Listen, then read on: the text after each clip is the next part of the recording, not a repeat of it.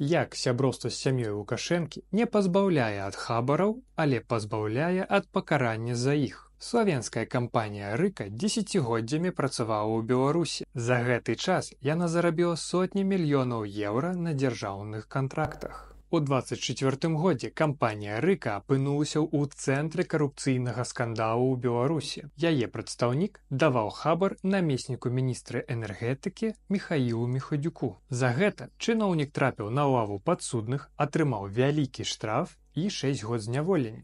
Пры гэтым выглядае, што самі хабарадаўцы ніякага пакарання не панеслі. Яны ўсё так жа працуюць у Беларусі. У нашым расследаванні мы раскажам, чым займаецца славенская кампанія «Рыка» у Беларусі, хто за ёй стаіць і як звязаны гэты славенскі бізнес з сям'ёй Аляксандра Лукашэнкі. Пра ўсё гэта ў нашым расследаванні «Славенскі базар».